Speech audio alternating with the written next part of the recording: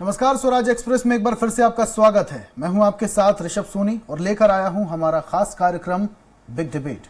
मध्य प्रदेश में जैसे जैसे चुनाव का वक्त नजदीक आ रहा है, वैसे वैसे मध्य प्रदेश में सियासत परवान चढ़ रही है। कांग्रेस और बीजेपी रोज रोज नए रण की रणनीति बना रहे हैं। इन दिनों कांग्रेस की निगाह आदिवासी वोटों पर है। इन वोटों के सहारे ही बीजेपी चुनावी वैतरणी पर पार करने का प्रयास कर रही है। चर्चा आज इसी मुद्दे को लेकर, चर्चा को विस्तार देंगे, लेकिन उससे पहले देख लेते हैं एक रिपोर्ट।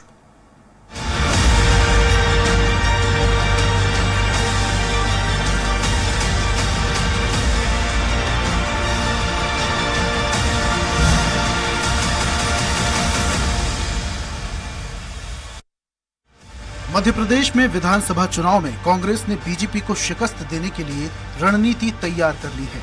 कांग्रेस सभी वर्गों को साधने में जुटी हुई है। इसी कड़ी में कांग्रेस प्रदेश कार्यालय में मध्य प्रदेश आदिवासी विकास परिषद की बैठक आयोजित की गई। बैठक में प्रदेश प्रभारी जेपी अग्रवाल, पूर्व केंद्रीय मंत्री कांतिलाल भूरिया समेत पार्टी के आदिवासी नेता शामिल हुए। इस दौरान दिग्विजय सिंह ने कहा, जिस तरह तांत्या मामा ने अंग्रेजों के खिलाफ विद्रोह किया था, उसी तरह प्रदेश के आदिवासियों को भी बीजेपी सरकार के खिलाफ विद्रोह शुरू कर देना चाहिए। इतना ही नहीं, दिग्विजय सिंह ने ये भी कहा कि बीजेपी ने बाबा साहब अंबेडकर की प्रतिमा पर माला चढ़ाने के अलावा आदिवासी वर्ग के लिए कुछ भी नहीं किया। भारतीय जनता पार्टी ने आज तक कोई अनुसूचित जनजाति के लिए कोई नीति नहीं बनाई। केवल बाबा साहब अंबेडकर की मूर्ति पर माला चढ़ाने के अलावा तथा भगवान बिरसा मुंडा के मूर्तियों पर माला चढ़ाने के अलावा या हमारी महामहिम द्रौपदी मुर्मू जी को राष्ट्रपति बनाने के अलावा कोई नीति अनुसूचित जाति जनजाति के लिए नहीं बनाई। दूसरी तरफ बीजेपी सरकार ने पेसा कानून लागू कर आदिवासी हितैषी होने का दम भर दिया है। पार्टी समय समय पर आदिवासियों को रिझाने के तमाम जतन करती रहती है। 2018 में आदिवासियों के लिए आरक्षित सीटों पर कांग्रेस ने बीजेपी को करारी शिकस्त दी थी। लिहाजा बीजेपी ने आदिवासियों के लिए कई सम्मेलन किए हैं और अपने पाले में लाने के लिए जी तोड़ कोशिश की है। अब दिग्विजय सिंह जी आदिवासी वर्ग में जाते हैं तो उनको डरा रहे हैं, उनको विद्रोह करने के लिए कह रहे हैं। पहले भी ये इस तरह का काम कर चुके हैं। नेमावर घटना को लेकर भी इन्होंने आदिवासी वर्ग को भड़काने का काम किया। लगातार कांग्रेस के नेता इस तरह का काम कर रहे हैं। ऐसे लोगों पर कड़ी कार्रवाई होना चाहिए और ऐसे लोगों के चेहरे बेनकाब होना चाहिए। चुनावी साल में एक एक वोट को साधने के लिए बीजेपी और कांग्रेस लगी हुई है। खासतौर पर आदिवासी मतदाता दोनों पार्टी की प्राथमिकता बने हुए हैं। लेकिन ये तो आने वाला वक्त ही बताएगा कि 2018 की तरह आदिवासी वोटर फिर से कांग्रेस के हाथ से हाथ मिलाते हैं या मौजूदा सरकार के कामकाज से खुश होकर कमल खिलाते हैं। भोपाल से स्वराज एक्सप्रेस के लिए सलमान खान की रिपोर्ट। तो आज का विषय आदिवासियों से आस, और ये आस मध्य प्रदेश की दो बड़ी पार्टियों को, बीजेपी और कांग्रेस को। एक तरफ बीजेपी के बड़े नेता और बीजेपी की सरकार ये दम भरती है कि आदिवासियों के उत्थान के लिए हमेशा से बीजेपी पार्टी और मध्य प्रदेश सरकार अग्रसर होकर खड़ी हुई है, और दूसरी तरफ विपक्षी पार्टी कांग्रेस कह रही है कि आदिवासियों के लिए बीजेपी सरकार ने किया ही क्या है। इस पर हम ज्यादा चर्चा करेंगे और चर्चा के लिए मौजूद हैं बीजेपी सांसद गजेंद्र पटेल जी, प्रदेश अध्यक्ष आदिवासी कांग्रेस रामू टेकाम जी हमारे साथ हैं, और वरिष्ठ पत्रकार रविंद्र जैन जी हमारे साथ स्टूडियो में मौजूद हैं। और चर्चा की शुरुआत सबसे पहले बीजेपी सांसद गजेंद्र पटेल जी से करूंगा मैं। पटेल साहब, एक तरफ बीजेपी और मध्य प्रदेश की सरकार ये दम भरती है कि आदिवासियों के लिए हमेशा से सरकार अग्रणी रही है। आदिवासियों के लिए सम्मेलन किया जाता है, पेसा एक्ट लागू किया जाता है और तमाम स्कीम्स मध्य प्रदेश सरकार द्वारा आदिवासियों के लिए दी जाती है।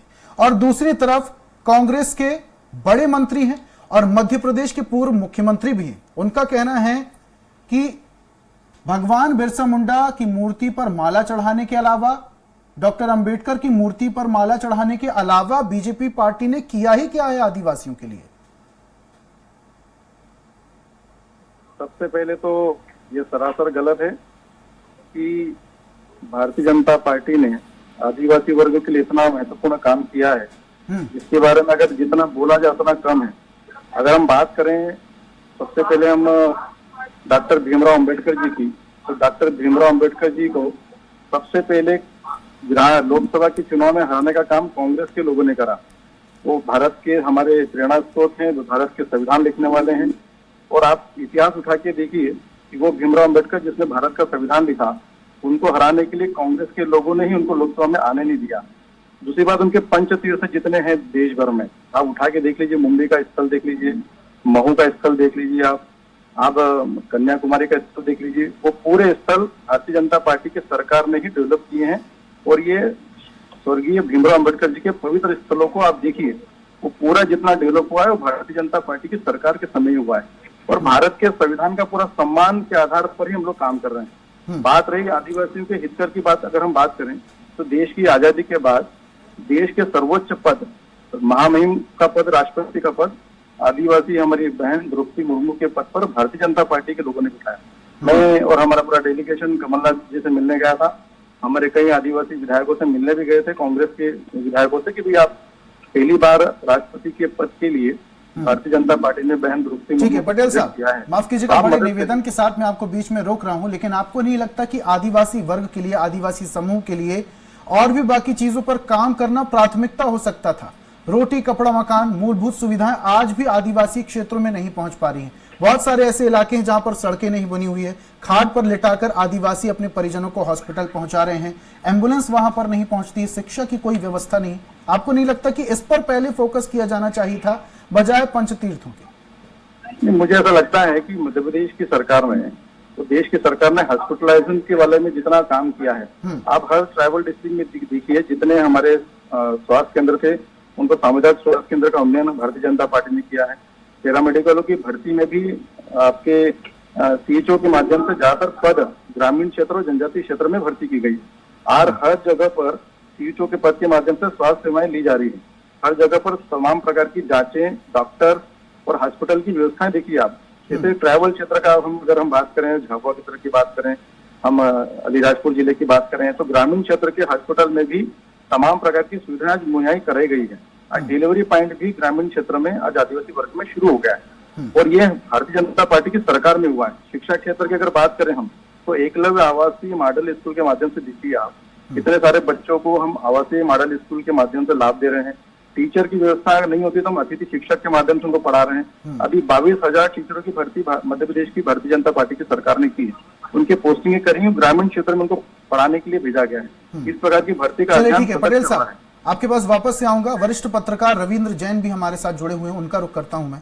जैन साहब, आदिवासी हमेशा से मध्य प्रदेश की तमाम राजनीतिक पार्टियों के लिए एक बड़ा वोट बैंक रहे हैं। हमेशा से तमाम पार्टियां चुनाव आते ही आदिवासियों को साधने की कवायद में जुट जाती है, चाहे कांग्रेस की बात करूं चाहे बीजेपी की बात करूं। लेकिन हां, यह जरूर है कि हमेशा से आदिवासियों का सपोर्ट कांग्रेस पार्टी को रहा है। इसी का रिजल्ट 2018 में भी हमें देखने को मिला। अब चूंकि विधानसभा चुनाव है, बीजेपी पुरजोर कोशिश कर रही है आदिवासियों को अपने खेमे में लाने की। लेकिन अगर वादों की बात की जाए तो ये जितनी भी सरकारें बनी, आदिवासियों के लिए जो वादे किए गए वो उतने सार्थक नहीं हुए जितनी दृढ़ता से ये वादे किए गए थे। आपकी क्या प्रतिक्रिया इस पर? देखिए, जहां तक दिग्विजय सिंह जी के ने जो कहा है उस पर मैं साफ कहूंगा कि वो पूरा राजनीतिक बयान है उनका। कांग्रेस ने वाकई क्या किया इसका हिसाब भी कांग्रेस को देना चाहिए। यदि आप ये बात कह रहे हैं कि उन्हें विद्रोह करना चाहिए, तो कांग्रेस को बताना चाहिए कि लगातार आदिवासी, मैं पिछले 35 साल से लगातार भोपाल में जर्नलिज्म कर रहा हूं, आदिवासी हमेशा कहते रहे कि हमें नंबर 1 सीट दे दीजिए, यानी मुख्यमंत्री की मांग कब से कर रहे हैं। ना कांग्रेस ने सोचा है, ना भारतीय जनता पार्टी ने सोचा है। अभी मैं माननीय सांसद महोदय को सुन रहा था, निश्चित तौर पर भारतीय जनता पार्टी ने कुछ काम किए हैं, क्योंकि उनका जो आरएसएस का वनवासी जो उनका जो विभाग चलता है, उन्होंने भी काफी काम किए हैं। लेकिन मैं ये बड़ा दावे से कह रहा हूं कि आदिवासी क्षेत्र में स्वयं वो बेशक टीवी पे स्वीकार नहीं करेंगे, लेकिन वो इस बात को मानते हैं कि जितना भ्रष्टाचार इस समय इनकी योजनाओं में है, उससे रोकने पर ना कांग्रेस ने ध्यान दिया है, ना भारतीय जनता पार्टी ने ध्यान दिया है। मैं आपको बताऊं ऋषि जी, कई बार ये बात होती थी जब मध्य प्रदेश संयुक्त था कि भोपाल से बस्तर तक जितना पैसा आदिवासियों के नाम से आया, यदि चाहते तो यहां से लेकर वहां तक चांदी की सड़क बनाई जा सकती थी। इतना पैसा आया आदिवासी के नाम पर, लेकिन वो पैसा कहां जाता है इसका कोई हिसाब नहीं है। बहुत बड़ी बात यह है कि आदिवासी हमेशा चाहते हैं कि उनको नेतृत्व दिया जाए, लेकिन किसी भी पार्टी ने उनको नेतृत्व नहीं सौंपा। सिर्फ कांग्रेस ने एक बार प्रदेश अध्यक्ष बनाया और भारतीय जनता पार्टी ने आदिवासी को एक बार प्रदेश अध्यक्ष बनाया। इसके अलावा आदिवासी को हमेशा वोट बैंक की तरह यूज किया है। आज यदि दिग्विजय सिंह जी ये बात कर रहे हैं कि आदिवासियों को विद्रोह करना चाहिए, तो मैं इसको केवल राजनीतिक मानता हूं, क्योंकि कल मान लीजिए उनकी सरकार आती है तो क्या वो कहेंगे कि वो अपने अधिकारों के लिए सड़क पर उतरे? इस तरह का विद्रोह जैसे टाटिया बिल ने किया उस तरह का वो विद्रोह करें? ये सारा राजनीतिक बयानबाजी है।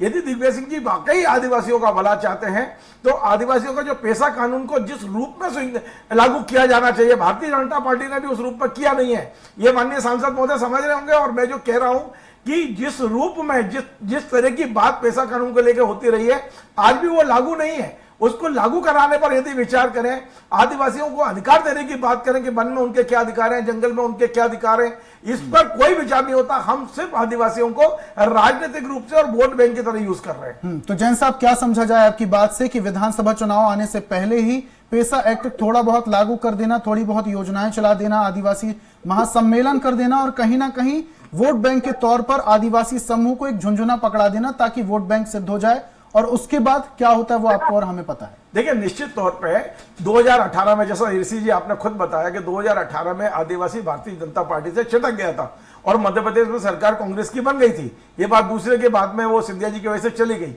इस बार भारतीय जनता पार्टी का फोकस पूरा आदिवासी बैंक पर है और वो चाहते हैं कि उनका खोया हुआ वापस वोट बैंक आ जाए। इसके लिए दोनों ही दल लगे हुए हैं। कमलनाथ जी और दिग्विजय सिंह जी अपने हिसाब से लगे हैं, शिवराज जी, बीडी शर्मा जी अपने हिसाब से लगे हुए हैं। लेकिन मैं ये बात सच कह रहा हूं और सत्य है ये कि आदिवासी वोट यहां मोहरा बन के रह गया है। वास्तव में आदिवासियों का भला कौन चाहता है ये आज तक आदिवासियों को भी नहीं पता है।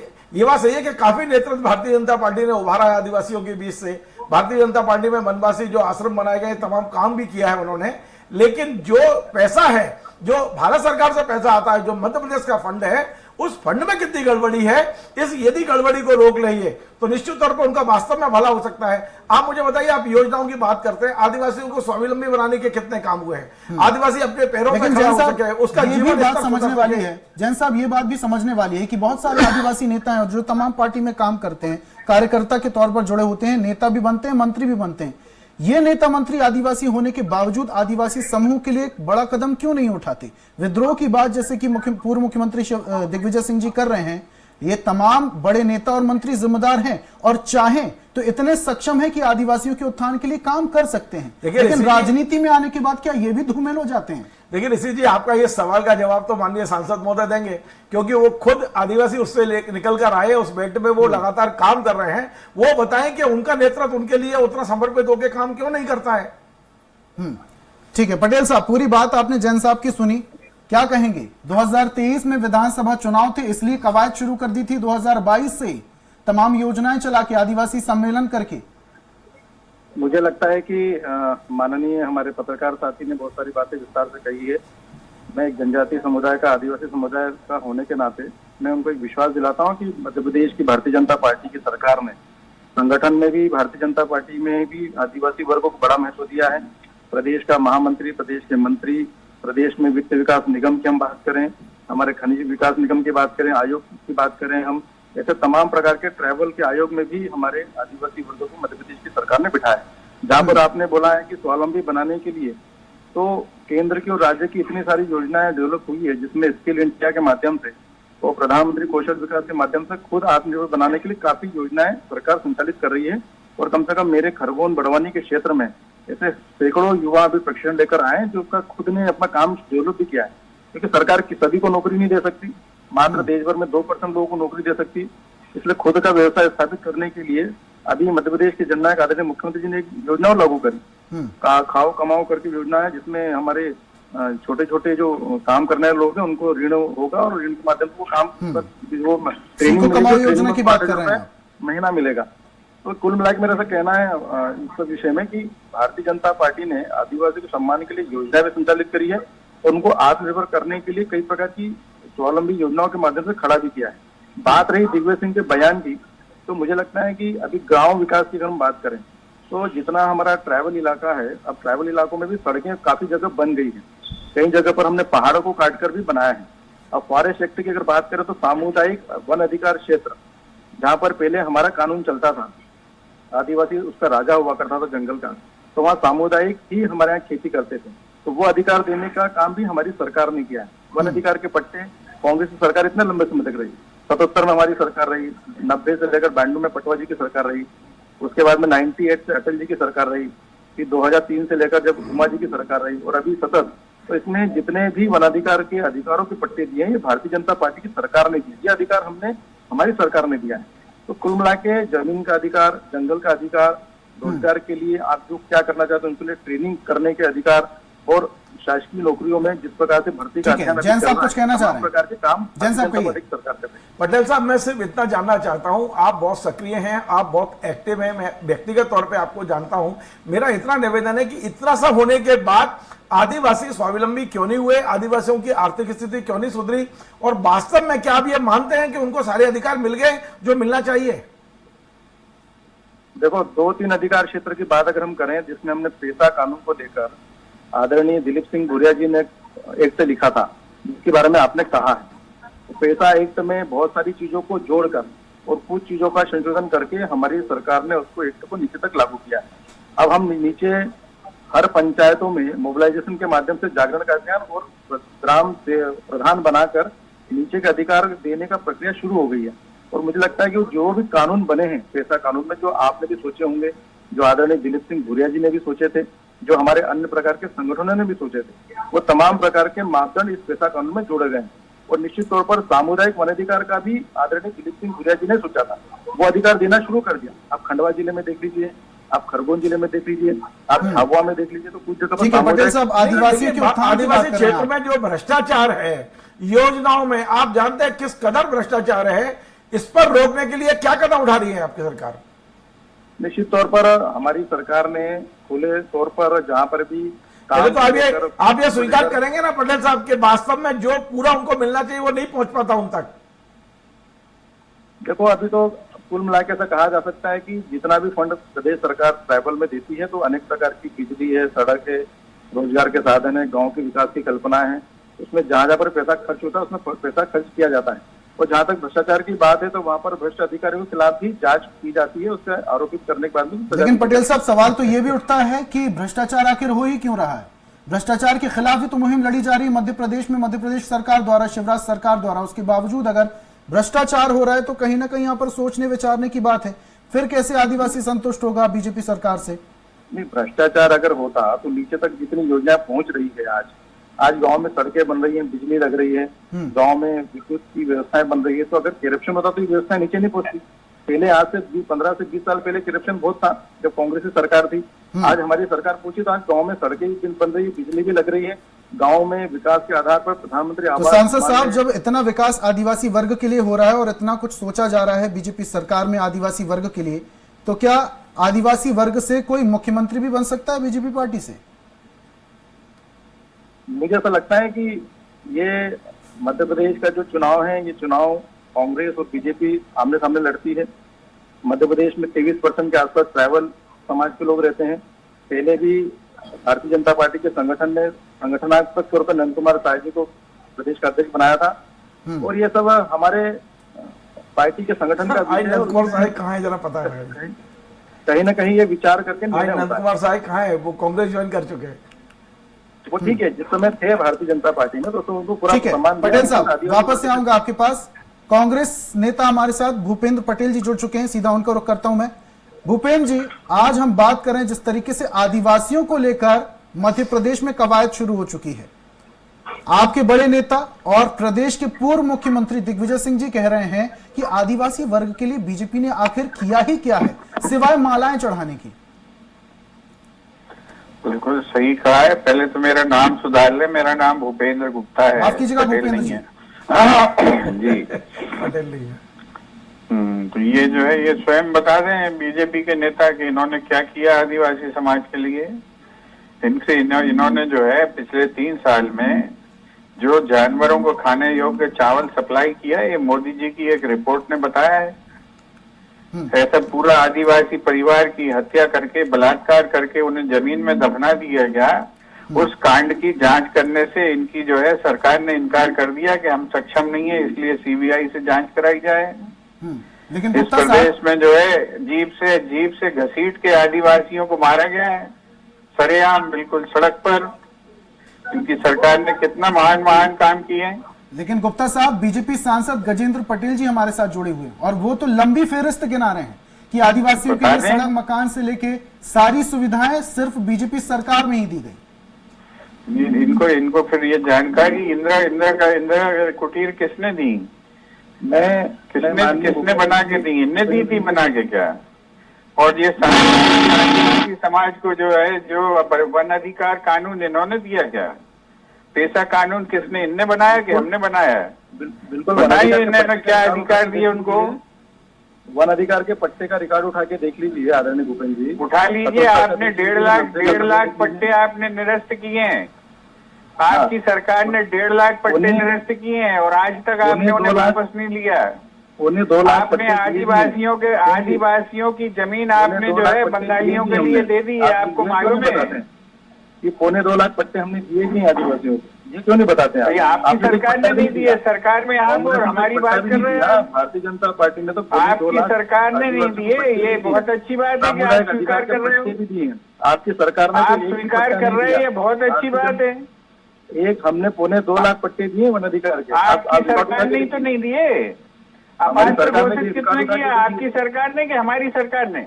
हमारी सरकार ने दिए 2.25 लाख पट्टे। अब रिकॉर्ड उठा के आपकी सरकार ने अपात्र घोषित किया कि हमारी सरकार ने किया? ये तो बताइए।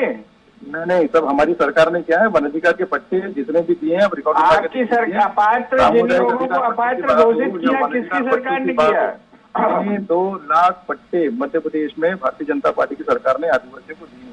द रिकॉर्ड है। हाँ, 2 लाख लोगों को आपने अपात्र घोषित कर दिया। 4 लाख को देना थे, आपने 2 लाख को क्यों दिए? ये बताइए जरा। इतने लोगों को 2.25 लाख लोगों को अधिकार दिए। अरे भाई, 4 लाख को देने थे। कानून तो हमने बनाया था, आपने क्या किया है? हमारे कानून के आधार पे आपको देना पड़ेगा। जनता पार्टी उस समय भारतीय जनता पार्टी ने नहीं बनाया, ये हमने बनाया वन अधिकार कानून। प्रधानमंत्री थे उस समय। ये जो है मनमोहन सिंह की सरकार ने बनाया ये कानून। आपको आप संसद में बैठते हैं और आप ऐसी बात कर रहे हैं। समय में दिए, भूपेंद्र 2003 में दिए, सितंबर 2022 की बात कर रहा हूं मैं। भगवान बिरसा मुंडा स्वरोजगार योजना चलाई गई, टंट्या मामा आर्थिक कल्याण योजना चलाई गई, सीएम अनुसूचित जनजाति विशेष परियोजना चलाई गई। इस पर क्या कहना है? मैं आपको, अब आप बोल चुके, मुझे मौका दीजिए। जी बिल्कुल। इनमें से एक भी योजना में जो है ये हितग्राहियों की संख्या बता दें। ये बता दें, योजना बना के कागजों पर अपना जो है करोड़ों रुपए का प्रचार कर दो। आदिवासियों के कल्याण के पैसे से इन्होंने जो है सड़कों पे खर्च किए हैं। ये शहर में, भोपाल शहर के ब्रिज बनाने में और जो है इंदौर में आदिवासियों के कल्याण का पैसा कहीं खर्च होता है? ये तो माननीय सांसद महोदय हैं, इनसे पूछे 5वीं अनुसूची का मतलब क्या होता है? ये कांग्रेस ने बनाई थी। क्या आदिवासी मत के धन को कहीं और खर्च किया जा सकता है? डिंडोरी में इनसे पूछिए जो है 110। पूरी बात सुन लें आप, पूरी बात सुन लें। आपने लूटा आदिवासियों को, आपने, और आप जो है आंख बंद करके बैठे रहे उनके प्रतिनिधि बनकर। आपको जो है सजग होना चाहिए था, अपनी सरकार को जो है हाँकना चाहिए था कि आदिवासियों का पैसा कैसे जो है नाली में बहा रहे हैं। आप आंख बंद करके बैठे रहे सिर्फ इसलिए कि आपको जो है संसद सदस्य बनाया। पटेल साहब, ये आवाज आपको उठानी चाहिए जो हम उठा रहे हैं। कहना चाहता हूँ कि आप आदिवासी क्षेत्र में जाइए, आप देखिए जो गांव में सड़कें बनी हैं, जो गांव में विद्यालय बने हैं, गांव में बिजली लगी है, वो सब ट्राइबल फंड के माध्यम से लगी है। आप गांव में जाके देखिए, आप आइए कभी झाबुआ, आप कभी आइए। आपने जो 9000 विद्यालय बंद किए उनका भी हिसाब दीजिए, कहाँ पे बंद हुए हैं? आदिवासी क्षेत्रों में ही बंद हुए हैं स्कूल।